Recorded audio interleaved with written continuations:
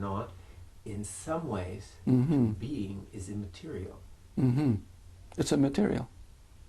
Yeah, being always is. And being is who you are right now. Right now, just become very still. I am aware. That awareness is the being we're talking about. It is that which is real. Everything else is relative to it and because of it. I can see you, experience you, hear you, know you, because I am aware. That awareness is. And it produces what I am aware of, called thought. You see? So I'm aware of the world, produced by awareness, and what I'm aware of. So this consciousness, this awareness is producing all the time, out of itself, movements of energy which appear real, because even the senses are movements of energy. And some people says, but I know it's real because I can touch it, not realizing, of course, that the sense of touch is a sense of touch. It's subject to the sensual expression of awareness. You see? But we make it, oh, it's got to be there because I heard it. Not realizing that hearing is a sense given to us from consciousness. The awareness, but awareness is all. Awareness is complete. Awareness is infinite. It had no time. Now, of course, we cannot understand this with the mind. So the question is now, how am I going to recognize, how am I going to recognize my true nature? You can't.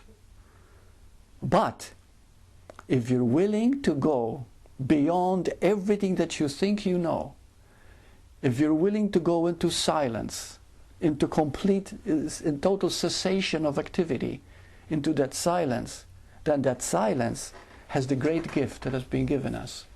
It can recognize itself. You see? And as we allow ourselves to enter silence, and that is our choice, that's the only choice we have. We can choose to be empty. Empty of everything, if only for a minute or two, you cannot be empty for a full day. The mind will explode, it just won't let you.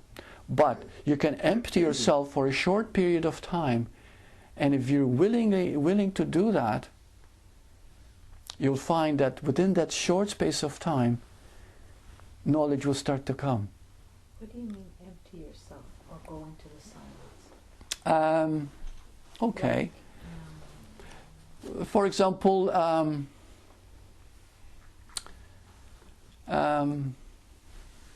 okay, today I felt very, very tired, and for one reason or another. So in the afternoon I said to Sylvia, I'm going to lie down and rest. So I lie down in bed, and I raised my sight to my forehead, which we usually call it the third eye. And I see a small light there, and I just focus on it totally, and my mind is empty of thought. You see? And this is something that we can do. This is not something that's fantastic. Okay? To get to that point of silence, you can just watch your breath, and every time you take an exhalation, for example, say 1, 2, and keep on until you count maybe 50 or 100. Most of the time you won't make it past 20 without the mind coming in. But by practicing that, you're able to enter the void. To enter a state, and when you look inside your own head, really, there's a space there, you look at it. It's just like looking at a board, it's not a black board, it's just something just it's a dim light. And as you look at it, you'll find you're not thinking, you just enter it. It's very peaceful, very beautiful. And when you begin to feel that devoid of thought, devoid of everything, you enter that, there is a knowing, a feeling knowing inside you that you are this space, that you are this. You see? That feeling, which is a feeling knowing, it is not knowledge, it is not words. That feeling knowing is the knowledge of being. It is recognizing itself at that moment, you see? It is that very recognition itself will make you understand what you just heard now, just like that. You see? Because as long as you think about something, you create a concept. If you don't know it's a concept, you have made it real. Do you understand? That's what the mind is doing all the time. Could not the counting be distracting? No, because what happens is, in the beginning, the thoughts keep coming back. You see? And so when you count 1, and then 2, and then 3, you'll find that after a while you'll stop counting. You know, you might reach, if you can make it 50 or 100, after a while it stops by itself, as long as you're not caught in thinking. If you get caught in thinking, start over again and again and again. And you'll find that after a while the counting itself will stop. But that's a very good question. The counting will stop because it's an activity.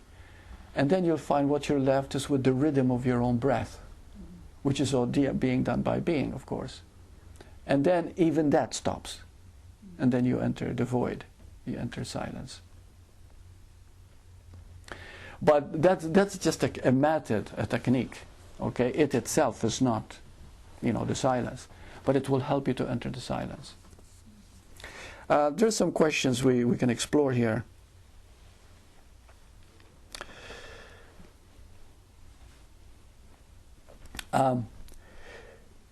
Someone asked me, he says, can you explain what it means when we say there is no one who sees because there is only seeing? Do we understand that? There is no one who sees because there is only seeing. You see, we make two all the time. I am seeing this, observer and observed. But in truth, there is no observer and observed. There's only observation. Okay? If I say to you, I love you, okay? If that thought, there could be the separation, and I'm saying it to you. But at that moment, the truth of it is, if I'm feeling the love, there is no one loving, there's just loving. There's just love. And that love is being experienced. You see? It's being in the moment. So when there's love, there's no one loving, there's just love. So it's the words that separate, really, because the seeing is... The seeing is complete. The wholeness, the oneness. The seeing is oneness, you see? And if we go beyond the words and you go into the act itself, you'll find, yeah, I'm loving Mike right now, but am I really loving Mike, or I'm feeling love? Because I'm loving myself too. I cannot be loving Mike and not loving me. And so at that point, am I really, or I'm just feeling, or this love is taking place? You see? So at that point, it's just love. There's just seeing. So we're not seeing something, we're just seeing. And that's when we begin to understand there's only one. There isn't God and I, Bhagavan and I, there's only Bhagavan. You see? So there's only that. And when you begin to understand that, you see, it automatically takes you deeper, but at the same time the mind cannot understand it. So moments of silence, moments of utter stillness will make you see that there's no boundary line to that stillness, to that silence. There's no beginning, there's no end, there's no end point to it, there's just is. And then it teaches you, this is everything. There's no one doing anything. You see, there's only oneness doing everything. And once we catch that, once we start catching that, that's self-recognition. And that will change us slowly. You see? Very slowly. We don't bring out the change. The change happens through that very recognition. The Course in Miracles says it very plain. He says the only problems, the trouble is that you don't recognize yourself. That is the... I forgot how it put it. But the original sin. Yeah, or the original sin, or whatever. Yeah. Yeah. There is no recognition of the truth.